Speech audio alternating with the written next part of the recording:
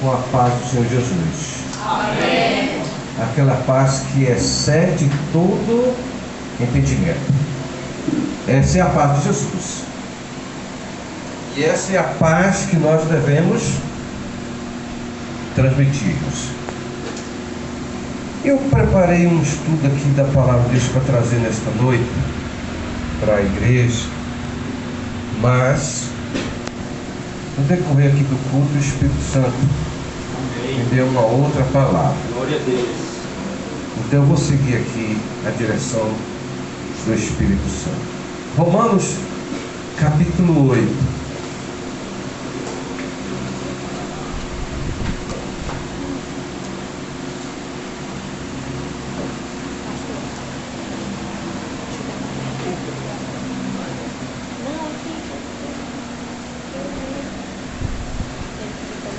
É uma alegria estar com vocês aqui nesta noite.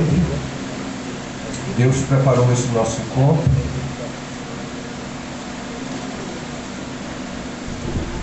Romanos capítulo 8 e o versículo de número 28. Ele está bem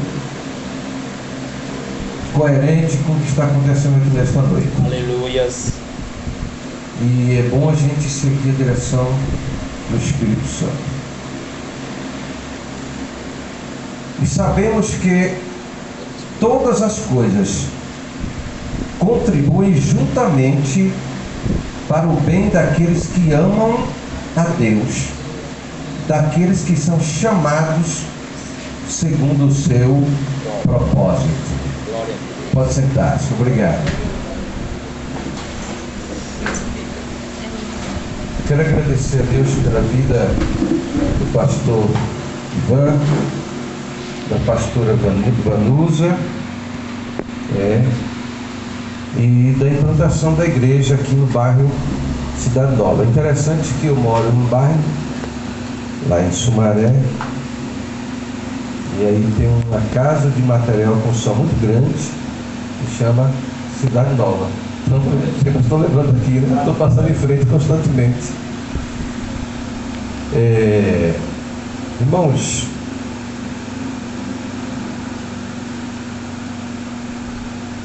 o mundo, ele jaz no maligno. Foi o Senhor Jesus quem disse. Que mundo é esse? O sistema que está implantado no mundo. E esse sistema, ele está nas Forças Armadas do país, de um país. Ele está na educação, ele está na tecnologia, ele está na ciência.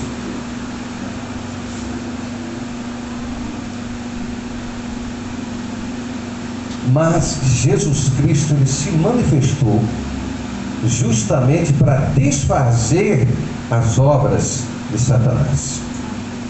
Então, queiramos ou não, nós enfrentamos uma batalha espiritual diariamente. Por isso que Jesus deu uma instrução para a gente muito simples. Ele disse: vigiai e orai. Duas armas espirituais que nós precisamos utilizar diariamente: vigilância e oração. Para que a vigilância? Para não cairmos. E a oração? Para mantermos a comunhão com o Pai. O que eu iria ministrar nesta noite seria: união é diferente de comunhão. Mas eu quero deixar só uma deixa aqui desse princípio. Porque às vezes a pessoa está na igreja e ela quer manter comunhão com todo mundo, mas não consegue. Se nós temos na igreja vários professores, geralmente os professores vão procurar professor. Se nós temos policiais vão procurar se aproximar mais de policiais, mesmo estando dentro da igreja. Se temos médicos, ele vai procurar aquela classe. Se temos advogado, vai procurar a sua classe. Não que ele esteja desprezando os demais, mas por causa do seu nível, do seu conhecimento, da sua intimidade com aquele assunto, fica mais fácil de se relacionar. Logicamente que nós temos uma medida na igreja que chama-se, que nos conduz é o Espírito Santo. Então, união é diferente de comunhão. Você pode ter, a igreja pode ter união com todos, porém ela não consegue ter comunhão com todos. O senhor está me assustando. Que negócio é esse? Por que isso? Porque vamos construir um templo aqui, aí todos se unem para a construção do templo. Mas comunhão vai falar de relacionamento íntimo, mais próximo. Então ele sabe o nome, o seu nome completo, sabe a sua data de aniversário. Você é convidado para almoçar ou para jantar ou para estar em um passeio com ele. O que o senhor quer dizer com isso? Quer dizer que você nunca deve se sentir inferiorizado por não ter sido convidado para uma determinada atividade de pessoas da igreja. Os irmãos estão me entendendo? Por quê? Porque nem todos vão estar na mesma comunhão. Vai lhe convidar para sentar à mesa. Sentar à mesa é um momento de comunhão. Então você tem a união com a pessoa, mas você não tem a comunhão com todos. Então sempre vai ter uma equipe de pessoas seletas. Imagina, Jesus tinha 12 discípulos. Dos 12, ele tinha 3 que era mais próximo dele. E esses 3 foi quem Jesus revelou o seu reino futuro. Então Jesus pega os seus 3 discípulos, João, Pedro e Tiago, e leva para o monte. E eles estão lá, e naquele momento que eles estão no monte, Jesus mostra a sua glória futura, para que eles tomassem posse do reino de Deus. E não simplesmente estivessem concentrados nas suas aflições, nas suas dificuldades diárias e pelas perseguições que o Império Romano cometia diariamente contra a igreja.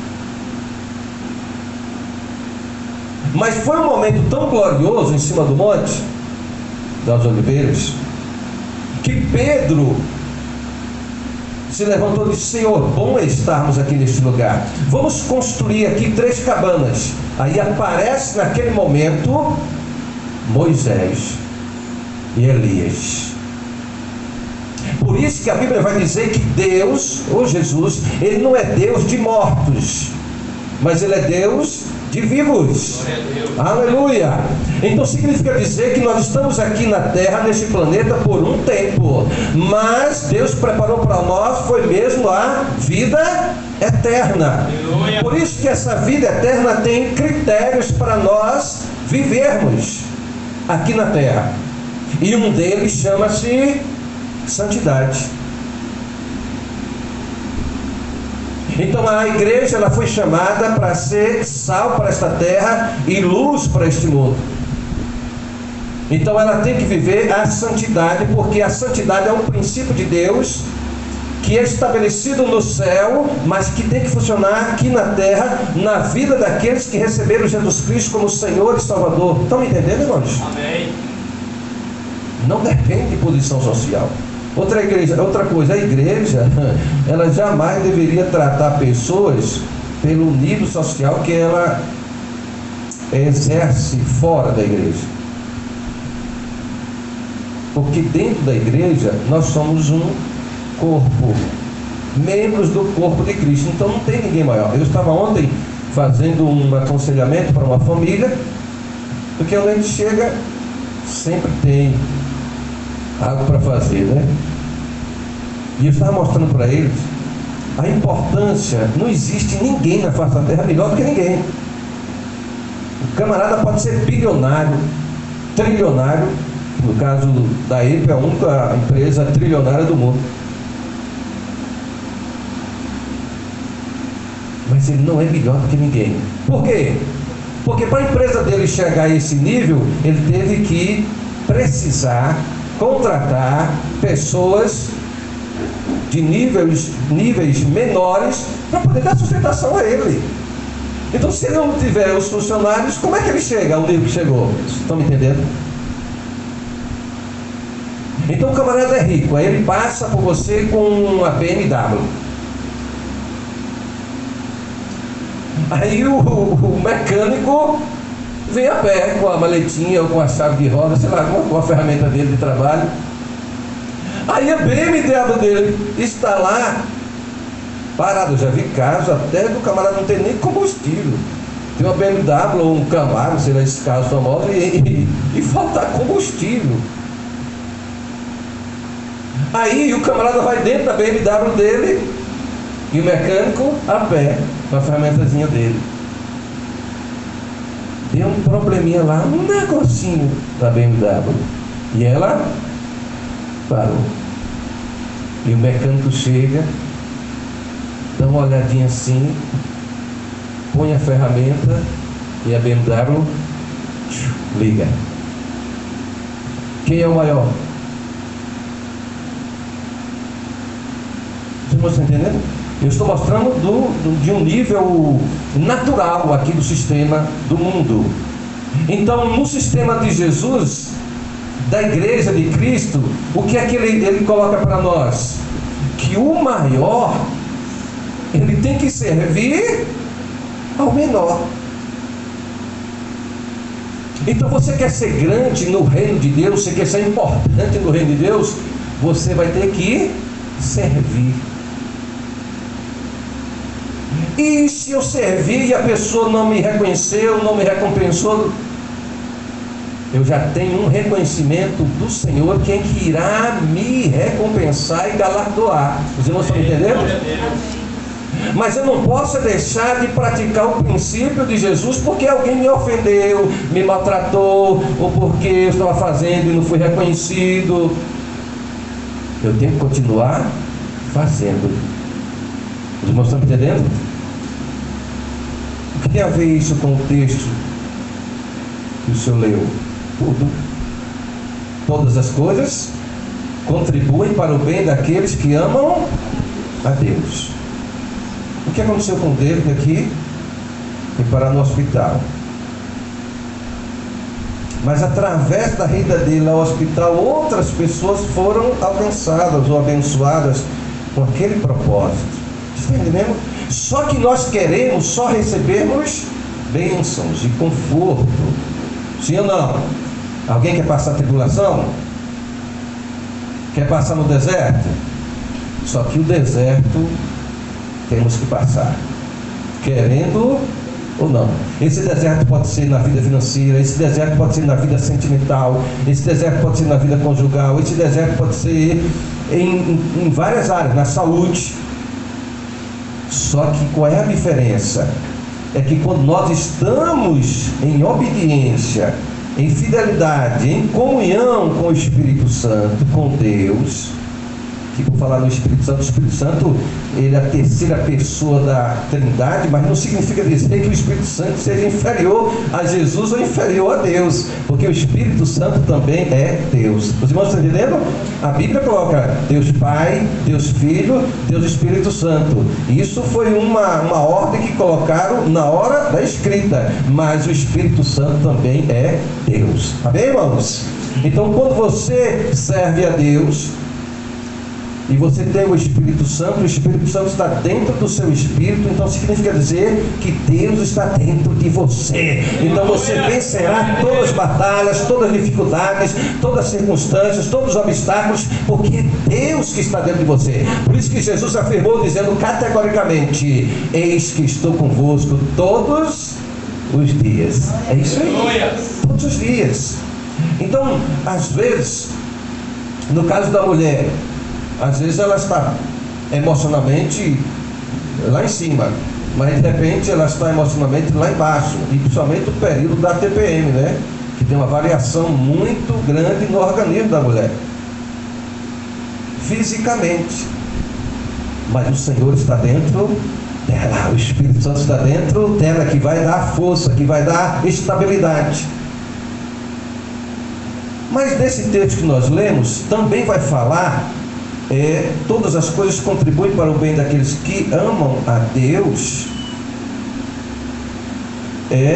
e daqueles que são chamados segundo o seu propósito. É aqui que vai aumentar um pouquinho. O tempo passa rápido. Então, irmãos, quero que você compreenda isso aqui agora. Já entendemos hoje que, eu estou falando aqui da Igreja Apostólica Mundial de Paz, bairro Cidade Nova, Aracaju, Sergipe, Nordeste, Amado. Irmãos,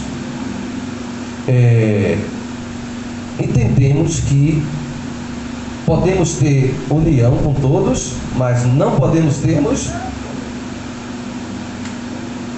Terminou o culto aqui, suponhamos que aqui tivesse empresários, médicos ou outras classes. Aí o camarada pega seu carrão, quando termina o culto, ele vai para um restaurante jantar com a sua família. Ele vai com sua família. Pode convidar mais alguém que esteja em comunhão, mas não significa dizer que ele não tenha união com a igreja. Aí o outro irmãozinho simples, não tem o carrão, não tem um salário alto, aí ele pega a Bíblia dele e vai caminhando para casa a pé para comer seu cuscuzinho. Está entendendo? Então o que eu quero mostrar para você é que você não pode se sentir desvalorizado porque você não tem o que o outro tem. Porque cada um, Deus deu um talento. E o que eu quero passar para você nessa noite é que você seja quem você é, mas sendo guiado pelo Espírito Santo. Então não se sinta inferiorizado, mas se sinta amado e valorizado, independente se alguém vai dar isso ou não. Foi por isso que Jesus veio, para nos amar, para cuidar de nós. Você imagina quando ele diz para nós: vinde a mim, todos que estáis cansados, sobrecarregados, e eu vos aliviarei. Agora você vai a um psicólogo, a um psiquiatra, e você paga uma consulta, e ele vai passar uma receita, ele vai lhe ouvir, que é a função do psicólogo. Agora ele nem pode mais passar medicamento, tem que encaminhar para um psiquiatra, dependendo do nível que esteja a situação. E ele vai passar uma medicação para tentar acalmar a pessoa. E se aquele medicamento não resolver, ele vai ter que fazer o quê? Aumentar a dose. Volta lá e tem que aumentar a dose. Agora imagina, Jesus disse: vinde a mim. Você está cansado, está oprimido, sua alma está aflita, está desesperado, angustiado, amargurado, desesperado, desapontado, decepcionado. Jesus está dizendo: vem a mim. Lança tudo aos meus pés. Coisa boa é quando a gente vai para a oração, irmãos. Crente que não tem vida com Deus, não tem vida com oração, é um crente que a casa dele está sendo construída na areia. Ele está andando pelos 5 sentidos. Vai fracassar a qualquer momento. Não vai conseguir resistir. Por quê? Porque é uma batalha espiritual diariamente. O jovem solteiro é tentado todos os dias. E o casado que não está indo bem em casa também vai ser uma presa fácil para alguém pegar ele na rua do trabalho. Você entende? Aí Jesus: vinde a mim todos que estáis cansados, sobrecarregados, e eu vos aliviarei. Por quê? Porque quando a alma está cansada, está aflita, está triste, está terrível a situação dela interiormente, vai refletir aonde? No rosto, na face, nos olhos. A gente olha para a pessoa e vai ver, e vai sentir que ela está triste, está para baixo. Por isso que depressão é para baixo, é para isolar a pessoa em um canto. E depois o diabo vem e traz sugestão para que ele se suicide, que não tem solução mais. Você entende? Mas aí Jesus dá uma outra instrução. E ele diz: aprendei de mim, que sou manso e humilde de coração. E é isso que falta em muita gente na igreja. Aprendei de mim, que sou manso e humilde de coração. Irmãos, quando eu leio as epístolas, eu fico impressionado com a palavra de Deus. Quantas pessoas ainda estão na igreja e vivendo a vida velha, vida de rancor, vida de ódio, vida de mágoa, vida de ressentimento, vida sem perdão, uma vida amarrada, porque quando a pessoa não libera perdão, ela está acorrentada, ela e a outra pessoa. Quando ela libera o perdão, a corrente é quebrada e ela se torna livre. A psicologia vai dizer que quando a pessoa leva um tapa, um bofete ou alguma coisa estranha que vai afetar ela fisicamente ou emocionalmente, se ela não reagir, se ela reagir, melhor dizendo, se ela reagir o contrário do que aquela pessoa fez com ela, olha, a própria psicologia, se ela reagir o contrário do que aquela pessoa fez com ela, essa reação dela de não revidar vai ser um terremoto na vida daquela outra pessoa. Aí Jesus vem e diz: aprendei de mim, que sou manso e humilde de coração, e achareis descanso para a vossa alma. A ciência pode fazer isso? Não pode dar descanso para a sua alma. Eu já lidei com gente levando para centro de recuperação, passando primeiro pelo psiquiatra, e quando chegou no centro de recuperação eu orei, ele manifestou com demônio. Conseguimos a recuperação dele, mas pelo poder de Jesus. Você entende? Então, o que é que você entenda é que nós estamos vivendo aqui como igreja e nós temos que sermos imitadores de Jesus e não criadores de problema. Existem dois partidos que atuam dentro da igreja. Um chama PCC e outro PV. O que é o PCC? O que é isso? Quer dizer que a igreja está ligada com o Fernando Beiramar? Não, não é isso. Não é isso não. O PCC é o partido da contenda e do ciúme. Partido da contenda e do ciúme. Isso tem que ser eliminado das nossas vidas. Porque agora nós somos o que? Novas criaturas em Cristo Jesus. E o PV? O PV é o partido da vanglória. Tem gente que ela faz de tudo para se aparecer. Ela tem que ser o status. Ela tem que ser o centro das atenções. Então, todos esses casos são pessoas doentes na alma. Eu lido com pessoas de várias classes, e aí eu olho alguns empresários, o camarada está com uma bermudinha simples, um chinelinho, aí você nem imagina o que ele tem. Você entende? Humildade. Não estou dizendo que humildade é para não dar mal para filho, não, é arregaçar. Não, não é isso. Eu estou falando a simplicidade. Jesus mandou que nós sejamos o quê? Simples. Como a pomba e prudente como a serpente. Todas as coisas contribuem para quê? Para o bem daqueles que amam a Deus. Então, quando nós estamos em aliança com Deus, até aquilo que está para dar errado, Deus faz com que dê certo. Olha a diferença. Por isso que a Bíblia vai dizer que o Senhor faz a diferença entre o que serve a Ele e o que não serve.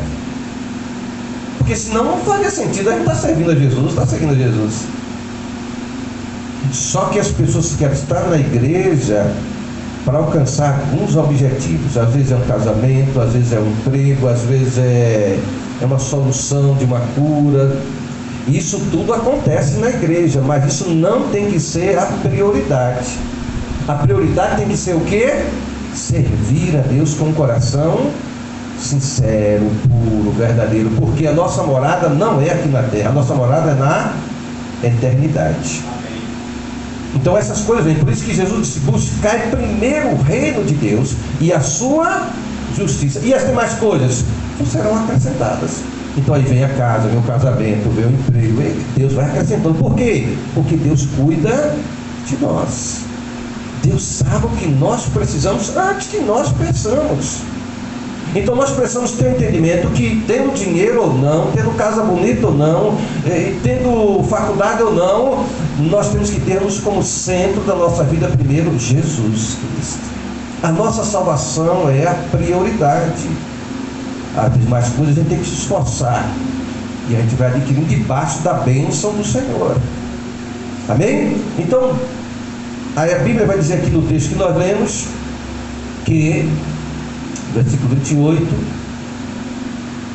todas as coisas contribuem para o bem daqueles que amam a Deus, daqueles que são chamados segundo o seu propósito. Deus nos chamou para quê? Para um propósito. E o maior bem que um ser humano pode ter aqui na terra é a certeza da sua salvação em Jesus Cristo, é ter o seu nome escrito no livro da vida. Aí nós vamos para a vida de Abraão. Abraão vivia no meio de uma família idólatra, uma família terrível, servia aos deuses. E Deus agora tem um chamado com Abraão. Mas para que o propósito de Deus se cumprisse na vida de Abraão, Abraão teria que deixar sua família. Lembre-se, o seu filho que você está criando, que você gerou, que Deus abençoou, ele não é seu. Ele é herança do Senhor. Por que muitos pais sofrem? Porque não prepara o filho para enfrentar a vida, prepara para ele. Então ele fica protegendo. Aí o pai vem e morre, a mãe vem e morre, e agora como é que vai ficar o filho? Fica sem instrução, sem saber lidar com as questões da vida. O que me chama a atenção na águia é que quando a águia nasce o filhotezinho dela, lá nos Alpes, é isso aí, Alpes, montanhas bem altas, ela pega o seu filhotezinho quando ele começa a ficar em um estado que pode já voar, pega ele, sai com ele, e quando chega bem alto lá numa região, ela solta o filhote.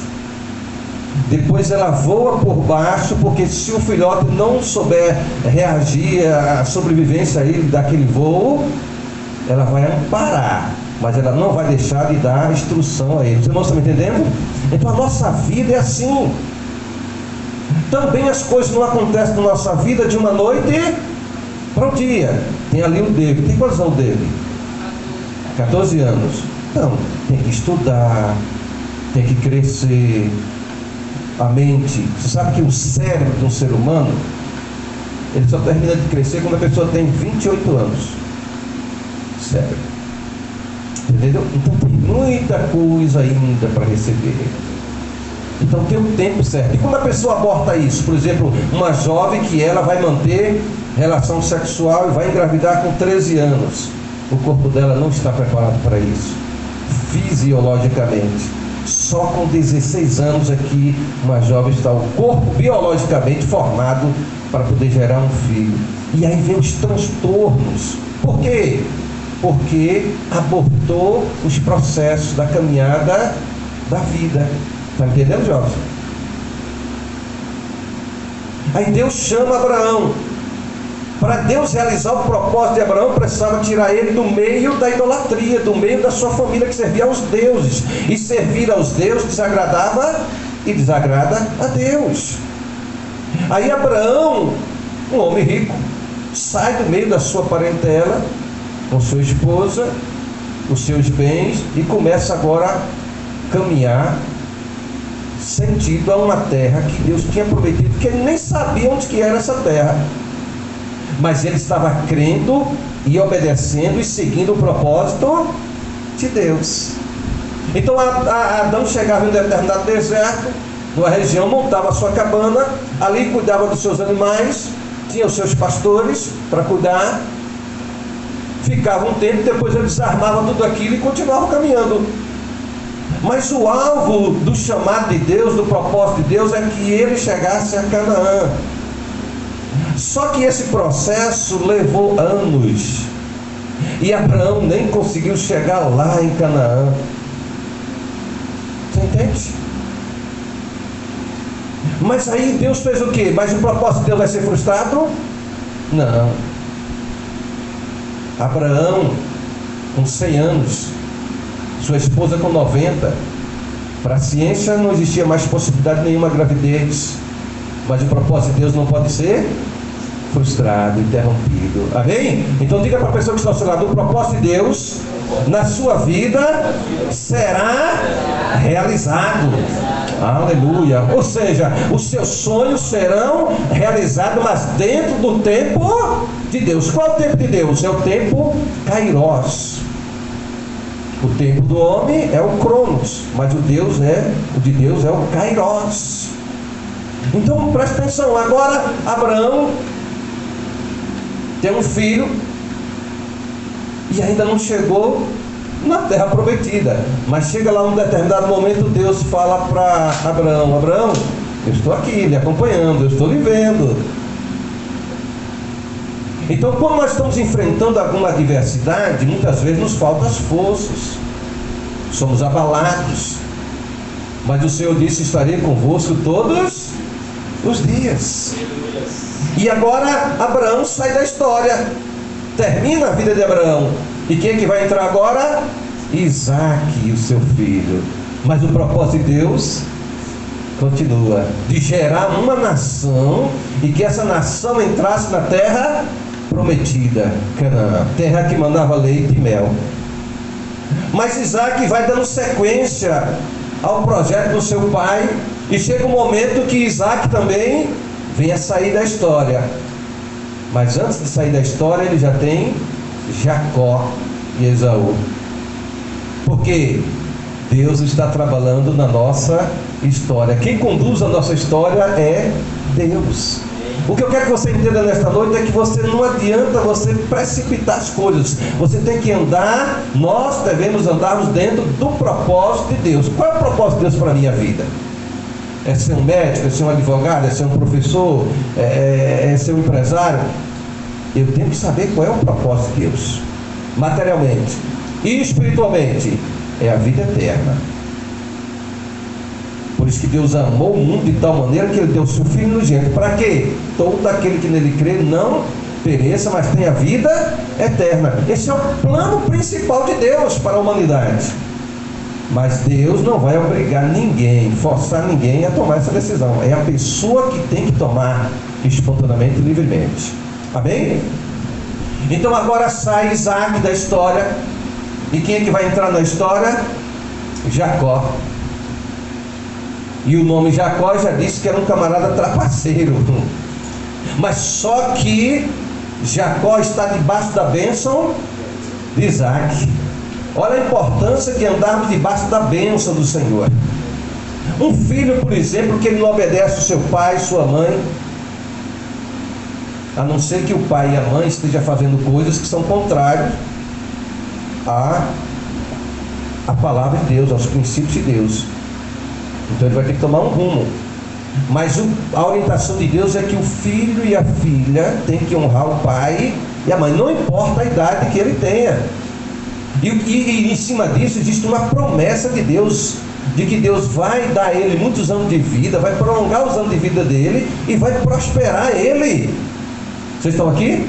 Amém. Aleluia. Agora Jacó é quem está na história. Mas veja quantos anos já se passaram. E de Jacó vai gerar 12 filhos, que é chamado as 12 tribos de Israel. E Jacó agora tem uma tribo, 12 filhos. Mas dentro desses 12 só havia um que iria cumprir o propósito de Deus. Vocês estão entendendo, irmãos? Quem era esse? José. Mas só que aquele, para cumprir o propósito de Deus, ele passa por aflições. Entendeu, jovem? Esqueci o seu nome. Natália. Então, Natália, para cumprirmos o propósito de Deus, nós passamos, pastora, aflições. Passamos desertos, e é isso que as pessoas não querem, porque o deserto é que vai trazer o aperfeiçoamento para a gente, é que vai trazer a experiência para a gente. É o deserto, é a batalha. Agora Jacó tem 12 filhos, e os seus filhos estão pastoreando, mas José tinha comunhão com Deus, tinha comunhão com Deus. E o Senhor traz sonhos para José. E esses sonhos que Deus traz para José, José inocentemente revela esses sonhos para os seus irmãos. Aí o PCC entra em ação. Quem é o PCC? A contenda e o ciúme. Eles tiveram ciúme de José e entraram em contenda. Vamos agora traçar. E nessa história toda aí, quem é que está trabalhando por trás? Satanás. Porque o projeto de Satanás é o que? Matar, roubar e destruir. Então agora José está debaixo da bênção do Senhor, e ele é que irá cumprir o propósito de Deus. Ele nem está sabendo, mas Deus já está trazendo revelações para ele. Mas havia pureza no coração de José, havia sinceridade no coração de José. José vai confiando nos seus irmãos e revela o sonho. Então, quando você revela os seus sonhos, os seus projetos para as pessoas erradas, o PCC vai entrar em ação. Entende? O que foi que eles traçaram? Vamos matar o sonhador. Qual é o projeto de Satanás? Matar os sonhos da pessoa, interromper os sonhos. Aí agora pega José, eu estou adiantando a história, e lança José dentro de uma cisterna. Olha o plano. Deixa José dentro de uma cisterna e a gente vai embora. De repente um deles avista lá uma turma que estava vindo de comerciantes indo para o Egito, e dá a sugestão: vamos tirar José do poço, para esse sangue não cair sobre nós, e vamos vender o José para o Egito. Mas isso, irmãos, não era eles, era Deus conduzindo a história, era Deus trabalhando para cumprir o seu propósito. Você já viu pessoas assim, de alguém chegar assim, colocar o revólver na cabeça assim, e atirar e não sair nenhuma bala? Já viu essas histórias ou não? Por quê? Porque ali havia um propósito de Deus com aquela vida, um chamado de Deus, e Deus vai usar aquela pessoa de alguma forma para abençoar outras vidas no caminho. Então José é tirado do poço, vendido aos comerciantes, conduzido para o Egito. Lá no Egito, José estava debaixo da bênção do Senhor. Olha a importância de estar debaixo da bênção. Quando a pessoa não está debaixo da bênção de Deus, ela pode ir para o lugar que for, nada vai dar certo. Ela pode mudar de casa, mudar de rua, mudar de país, nada dá certo. Nós temos gente aqui que foi para os Estados Unidos: eu vou ganhar muito dinheiro, vou fazer isso, fazer aquilo. Chegou de volta, ficou 3 anos lá e mais, não trouxe nada. No entanto, todos vão e dá certo. Você entende? Então José agora está na casa de Potifar. Potifar é um homem importante, comandante do rei do Egito. E agora José está sendo a pessoa responsável por todos os bens do comandante do Egito. E o comandante fala: olha, você pode conduzir tudo, mas não pode tocar na minha mulher. E José sempre temente a Deus, porque José José é uma tipologia de Jesus Cristo. Os sofrimentos que José passou na história dele, na vida dele. Então agora, irmãos, José está governando tudo está sendo abençoado. Mas a mulher de Potifar começou a dar em cima de José, porque José é um camarada bonitão, tipo Tom Cruise, entendeu? Que chamou a atenção da mulher de Potifar. Mas ele sempre fugindo da mulher de Potifar. E o que foi que o diabo fez por último? Fez com que a mulher de Potifar se aproximasse de José, arrancasse as vestes dele que estavam por cima e levou para o seu marido, para dizer: você colocou aqui dentro da minha casa uma pessoa errada. Irmãos, uma coisa que me chama a atenção é que Deus não desampara o justo. Então, quando nós sofremos uma injustiça, mas estamos andando na presença de Deus, e a coisa mais preciosa que temos é a presença de Deus na nossa vida. Quando nós temos a presença de Deus, enfrentamos qualquer muralha, qualquer obstáculo e venceremos. Então José tinha a presença de Deus, e quando ele foi acusado, ele não cometeu nada daquilo, mas o patrão colocou ele na prisão. Só que ele está na prisão, e mesmo na prisão, Deus faz ele cabeça, e Deus faz de José o chefão dentro da prisão. É José que comandava tudo dentro da penitenciária. Por quê? Porque era Deus que estava conduzindo a história para cumprir o seu propósito. Chega um determinado tempo que tem 2 homens lá, um copeiro e um garçom, que o rei tinha mandado para a prisão porque eles falharam lá com o rei em algum momento. Oh, desculpa, pastor. Obrigado, pastora. O copeiro e o padeiro. Que garçom e copeiro é a mesma coisa, né? Se bem que no caso de Neemias tinha uma diferença. Então, o que ocorre? Aqueles homens tiveram um sonho dentro da prisão, mas José tinha o Espírito Santo. E quem é que eles vão procurar? Quem tem a bênção. Aqueles que nos criticam, irmãos, porque você está sendo fiel, Natália, está sendo honrado, está sendo, dizendo, vai lhe chamar de, tem uma expressão que é usada muito aqui, de você é um fundamentalista, ou você é existe uma outra expressão que é usada aí no meio social, esqueci agora a expressão, mas uma delas é fundamentalista. Você é um radical, ou coisa desse tipo. Esse negócio de igreja, você está se tornando um bitolado. Como é que vai se tornar um bitolado? Você que serve a Deus, você tem a mente de Cristo Jesus. Como é que vai se tornar bitolado? É o contrário. É o contrário. Então José tinha a mente de Cristo, José estava cheio do Espírito Santo. Aí agora José traz a revelação para o padeiro e para o garçom, e diz para o garçom: você vai voltar a servir ao rei. O padeiro: você vai se apresentar ao rei, mas vai morrer, camarada. Notícia ruim. E assim aconteceu.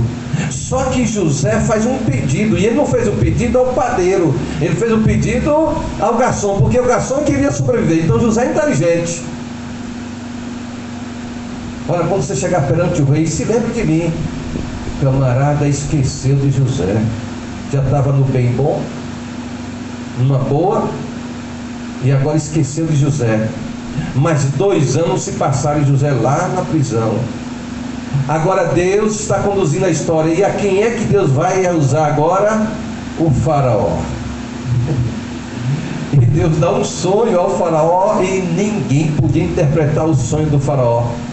E ele convocou os feiticeiros, convocou os magos, convocou toda a sua turma de adivinhação. Ninguém pôde trazer o sonho. E o rei determinou que ele ia matar todo mundo. Ninguém tinha condição. Aí, quando a situação apertou, talvez até o garçom entrasse no fogo, né? O garçom se lembrou: ah, meu senhor, lá na prisão tem um que deu revelação para a gente do sonho. Manda chamar José. José está barbudão, tira a barba de José, põe uma roupa decente no José, e José tem que se apresentar ao rei. Por isso que nós iremos apresentarmos ao nosso rei com vestes alvas. Vestes alvas, veste de justiça. O coração tem que estar puro. A pessoa pode estar na igreja e o coração sujo, maldoso ainda, fala mal do outro, critica, né? Nada está bom para ele. vai passar pelo julgamento.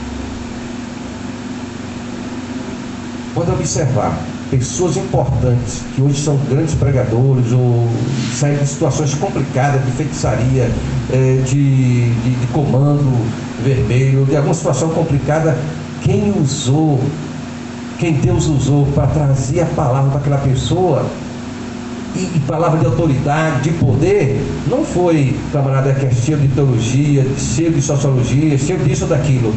Foram pessoas simples, mas cheias do Espírito Santo. Você está entendendo? Porque Deus não trabalha pelos meios naturais, Ele trabalha pelo sobrenatural, embora Ele possa usar também do natural, né? Então, irmãos, José agora está perante o rei, traz a revelação para o rei e diz que iria haver 7 anos de fome e 7 anos de fartura, as 7 vacas gordas, as 7 vacas magras. Ele dá a interpretação. E agora o rei precisava de um homem sábio para conduzir toda essa situação, e ele consulta os seus conselheiros: quem é que a gente pode colocar para conduzir isso, o país? Não existe outro homem aqui a não ser José. Por quê? Porque é José que está dentro do propósito de Deus, para cumprir o propósito. Agora, irmãos, imagina, Jacó está lá na sua região, distante. A fome começou a atingir o Egito, começou a atingir todas as nações vizinhas.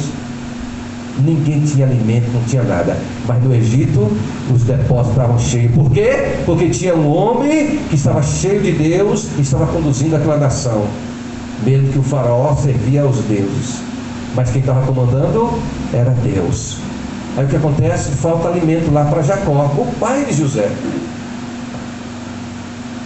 Quando falta o alimento, para onde é que Jacó manda buscar alimento? No Egito. E quem é que vai buscar o alimento? Os irmãos de José, aqueles que tinham planejado assassinar José. E o Senhor não deixou. Então muitas vezes nós enfrentamos situações que nós nem estamos sabendo, mas o Senhor já está cuidando de nós, lá na frente. Então os irmãos, adiantando a história, os irmãos de José chegam, compram os alimentos, o pai manda dinheiro bastante, porque Jacó era um camarada nesse período que estava agindo corretamente. Mas a situação é que José descobriu que eram os seus irmãos, e José faz interrogatório àqueles seus irmãos, e pega a taça dele, coloca dentro de um daqueles sacos, e pega o dinheiro deles e devolve, e põe o dinheiro em cada saco. Para quê? Para causar uma acusação e ele poder prender eles e executar pelo normal. Mas José estava fazendo um teste com eles, estava provando eles, e Deus também estava provando eles, e pede para ficar um dos irmãos lá no Egito, aquele que seu pai amava muito. Irmãos,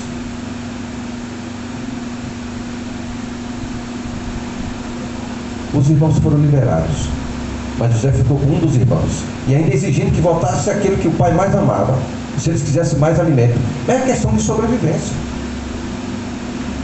E eles vão com toda a humildade. Olha, o homem que está governando o Egito agora, nosso pai, é o nosso irmão. Depois que tudo foi revelado, o que eu quero enfatizar aqui é o seguinte, que José diz para os seus irmãos. Ele se apresenta, chora, se abraçam, depois de muita coisa, e ele vai dizer o seguinte: eu estou aqui, não é para matar vocês, eu estou aqui para cumprir o propósito de Deus. Por isso que o Senhor me mandou na frente. Agora ele diz: o Senhor me mandou na frente. Mas como mandou na frente? Passando por todo esse sofrimento, por todas essas situações complicadas. O que eu quero que você entenda nesta noite é que nós lemos um texto que está escrito assim: todas as coisas contribuem para o bem daqueles que amam a Deus. Todas as coisas. Então, o que nós passamos hoje, às vezes a gente não entende o que está passando hoje, mas Deus tem um propósito. Caminhando para a finalização, O propósito de Deus estava sendo cumprido. Passou a geração de Abraão, passou a geração de Isaac, passou a geração de Jacó, e Jacó agora é enviado, devido ao que ele aprontou com seu irmão Esaú, foi para as terras do seu tio Labão. Mas antes de ir para as terras, ele estava agora no deserto, sozinho, fugindo, que aprontou com seu irmão. E o colchão dele era areia, e o seu travesseiro era uma pedra. Mas quem é que está conduzindo a história? Deus. Ali naquele travesseiro de pedra, deitado na areia, Deus manda uma escada do céu, e anjos estão descendo, e anjos subindo, anjos descendo, e anjos subindo. E Jacó está vendo aquele mover de Deus, e Jacó desperta e diz: o Senhor está nesse lugar, e eu não sabia. O que ele tem, ele oferta ao Senhor. Ele unge aquela pedra, derrama o azeite e apresenta ao Senhor. Era o que ele tinha. E ele faz um voto com o Senhor: se o Senhor for comigo nessa jornada, me levar em paz e me trouxer em paz, de tudo que o Senhor me der, eu darei o dízimo, devolverei o dízimo. E ainda prometeu construir um templo lá. E Jacó vai para a terra dos seus parentes, irmão da sua mãe. E Jacó chega lá, começa a desenvolver um trabalho. A bênção de Deus estava sobre Jacó. Então tudo que Jacó ia fazendo lá para o seu tio estava enricando cada vez mais e prosperando cada vez mais, porque Jacó tinha feito um acordo de trabalhar para o seu tio pela sua filha, para casar com ela, uma das filhas de Labão. Irmãos, Jacó consegue avançar. Foi abençoado, o patrão foi abençoado. Ele foi tão abençoado que Labão mudou o salário de Jacó 10 vezes. Mas Labão ficou tão impressionado que ele dizia assim: vou mudar seu salário. Deus abençoava Jacó. Vou mudar seu salário. Deus abençoava Jacó. Por último ele disse: vou fazer com que todas as ovelhas que nascerem listradas serão suas, as outras serão minhas. Aí Deus deu uma estratégia para Jacó. Ele corta umas varinhas, faz uns traçozinhos nas varinhas, enfia lá onde as ovelhas iam beber a água. A ciência tem até um argumento em cima disso aí, mas não quero entrar nesse mérito agora. Mas é o poder de Deus, sobrenatural de Deus. A todas as ovelhas que nasciam, as ovelhas chegavam barrigudas para parir, e olhavam para aquela varinha, e quando ela paria, as ovelhas nasciam tudo listradas. Que Jacó já tinha trabalhado 14 anos para o seu tio. Quer ver uma outra coisa? Às vezes você está trabalhando numa empresa e você só reclama do salário, e amaldiçoa o salário, e faz tantas coisas. Se o seu patrão não te valoriza, vai chegar um momento que Deus vai te tirar dali e vai te colocar num lugar que seja valorizado, mas não saia da bênção. Jacó se tornou mais rico do que o seu patrão Labão, seu tio, e retorna. E eu esqueci de mencionar um homem importante, que já vou finalizar. Moisés faz parte dessa história. E no final, quem conduz o povo, porque José prosperou no Egito, o povo de Israel estava debaixo da bênção de Deus, foi progredindo. Deus usou o rei do Egito para dar a melhor terra, Gozém, para a família de José, os pais de José. A família foi crescendo, foi multiplicando, e Israel se tornou grande dentro do Egito. Mas aquele primeiro rei morreu. José também morreu, esqueceu de tudo. Irmãos, isso é triste. Nós nunca devemos esquecer daqueles que estenderam a mão para a gente. Então o povo se tornou escravo do Egito. Mas lá Deus está conduzindo a história. O rei manda matar as crianças recém-nascidos, mas uma escapa por propósito de Deus. Deus cumprindo o seu propósito. E aquela criança era Moisés. Depois que o povo se torna escravo, 430 anos sofrendo, aquele povo clama, chorando. Deus levanta Moisés, um homem que estava instruído para ser o próximo faraó do Egito. O que acontece? Ele vê um dos seus irmãos lá brigando e vai defendê-lo. E mata o egípcio. Teve que fugir, sair de todo o palácio e agora ir para o deserto de novo. Mas no deserto, Deus está lá. Nunca Deus desampara aquele que está na sua presença. A nossa vida, irmãos, pode ter altos e baixos. O que não pode é nós perdermos a presença do Senhor. Amém. Sairmos da presença do Senhor. Então, se um namoro deu errado, levanta a cabeça. Se um casamento deu errado, levanta a cabeça. Se um trabalho deu errado, levanta a cabeça. Porque é Deus que conduz as nossas vidas e sabe o que é melhor para nós. Moisés liberta aquele povo, conduz pelo deserto, atravessa o Mar Vermelho. Os críticos, os ateus, parte de cientistas dizem: Israel passou num lugarzinho que a água era abaixo do joelho. Então, se eles passaram na água abaixo do joelho, Moisés já estava do outro lado com toda a multidão, na faixa de 3 milhões de pessoas. Sabe o que acontece? Quando o exército de Faraó vem com seus cavalos e cavaleiros, todos afogaram dentro da água abaixo do joelho. Interessante, né? Morreu os inimigos. Inimigo daquele que serve a Deus, ele não vai sobreviver. O povo começa a caminhar no deserto, sente sede. Moisés clama ao Senhor para vir água de uma rocha. Aquela rocha estava simbolizando Jesus. Era para ele falar com a rocha, ele bate na rocha, devido à aflição que estavam aquela multidão apertando Moisés. Mas Deus fez um milagre. A água sai dentro da rocha. Moisés continua a caminhada. Mas chega um momento que Deus tinha dito para Moisés que Moisés não entraria na terra prometida, porque ele desonrou a Deus. Olha, irmãos, é isso que eu quero que você preste atenção. Tem tanta gente aí fazendo coisas terríveis. Moisés, só porque em vez de falar com a rocha, bateu na rocha, Deus não deixou ele entrar na terra prometida. Deus substituiu Moisés. E quem é que vai agora conduzir a história? Josué. Por que Josué vai conduzir a história? Porque era ele que servia a Moisés. Mas ele não servia com o interesse de liderar o povo, ele servia com o interesse de honra.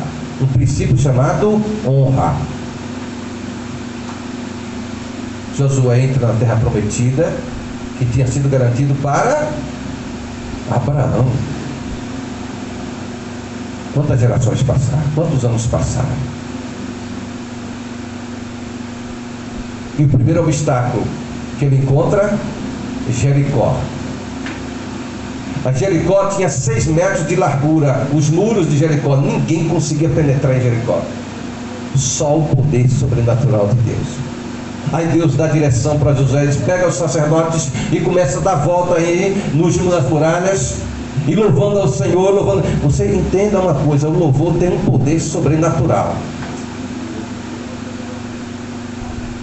Aquelas muralhas de 6 metros de largura,